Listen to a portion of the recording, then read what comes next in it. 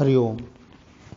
कल से शारदीय नवरात्र प्रारंभ हो रहे हैं, तो बहुत से लोग जीवन में कई प्रकार की समस्याओं से ग्रसित होते हैं और उन्हें कोई भी रास्ता नहीं सुझाई पड़ता है। इसके लिए केवल एक ही दिन का प्रयोग आपको बताया जा रहा है। यह प्रयोग बंगाल में शाक्त परंपरा का सिद्ध प्रयोग है। मूलतः यह प्रयोग एक भाव प्रधान प्रयोग है, यानी कि इसमें आपकी भावना काम करती है। इस प्रयोग को करने के लिए आपको कोई जप, कोई तप, कोई पूजा, हवन सामग्री, मंत्र जाप कुछ भी नहीं करना है। यह पूर्णतः आपके शुद्ध मनोभाव पर निर्भर है।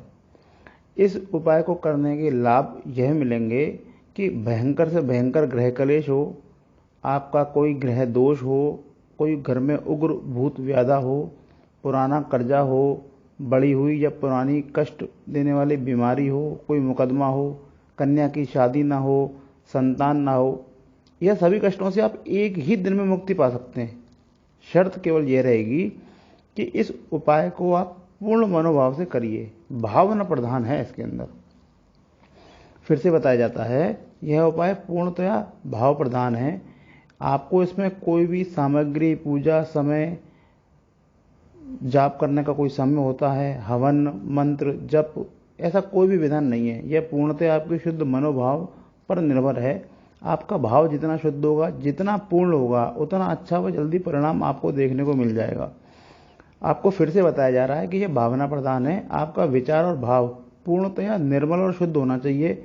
यह उपाय केवल एक ही दिन का है, एक ही बार करना है। उपाय समझ लीजिए। 3 से 9 साल तक की 5 से 11 कन्या को अपने यहाँ भोजन का निमंत्रण दें। निमंत्रण देने के लिए आप स्वयं जाएं, किसी और को न जाने दें। संभव हो तो नवमी को यह उपाय करें। अष्टमी को भी कर सकते हैं, लेकिन नवमी को ज़्यादा लाभ मिलता है। जब से वह पहली कन्या आपके घर में आए, जब से लेकर उस आखिरी कन्या के जाने तक अपना संपर्क संपूर्ण विश्व से आप काट लें। कोई फोन कुछ भी ना इस्तेमाल करें उस समय। आप ये मान के चलें कि आपके घर में प्रथम महागौरी आई है और लास्ट में काल रात्रि आपके घर से गई है। आप ऐसा मान के चलें। मेरे घर में स्वयं माँ आई हैं 9 रूपों में। आपका भाव ऐसा ही शुद्ध होना चाहिए। उनको आप विभिन्न पकवान, मिष्ठान, यह उन कन्याओं को आप भोग लगाएं। चाहे तो कुछ दक्षिणा भी दे सकते हैं। जिस समय वे कन्या आई हैं और जिस समय वे सब कन्या गई हैं, उस समय तक केवल आप पराम्बा भगवती दुर्गा का ध्यान करें। दुर्गा दुर्गति नाशिनी है। आपकी बड़ी से बड़ी समस्याओं को वह दूर कर सकती है। मुख्य भाव है आपका शुद्ध मनोभाव।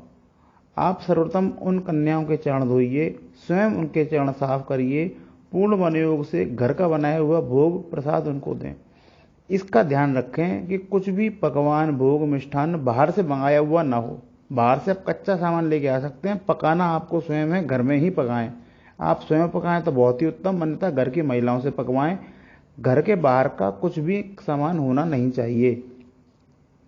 अब ये दूसरा, आप इसका भी थोड़ा सा ध्यान रखें कि जब आप उनके चरण धोएं तो अपनी कोई एक मनोकामना को उनके चरणों में रखें। यानी कि अगर 9 कन्याएं आई हैं या 11 कन्याएं आई हैं, तो आपको आपकी कोई सी भी एक ही मनोकामना उनके चरणों में बार बार 9 या 11 या 8 बार रखनी है। जितनी कन्या हैं उतनी बार अपनी बात को आप उनके चरणों में रखें। मन में बोल करके नहीं, मन में उसको रखें।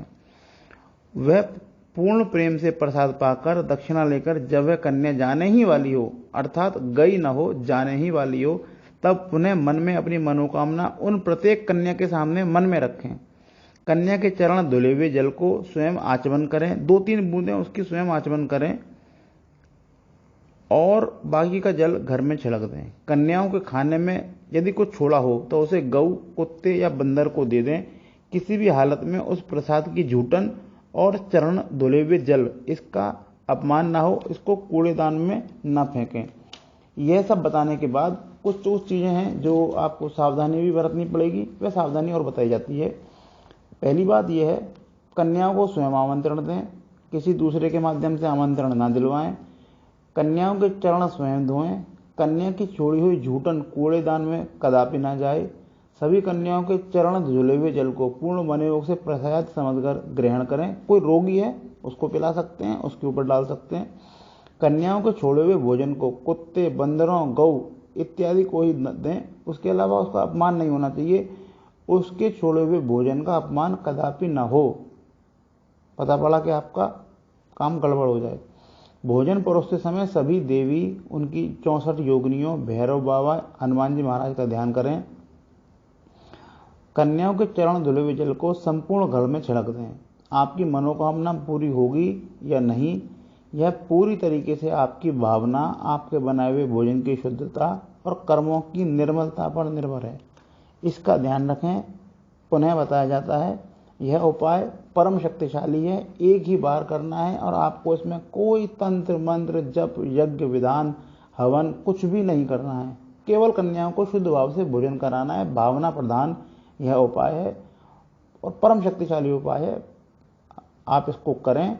अपने जीवन में किसी भी एक समस्या को लेकर के इस उपाय को करें, वह समस्या निश्चित रूप से भगवती परम्बा की 9 देवियों की शक्ति से दूर हो जाएगी।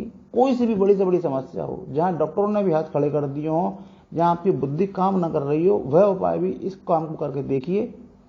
100% सफलता आपको मिलेगी इस काम के अंदर।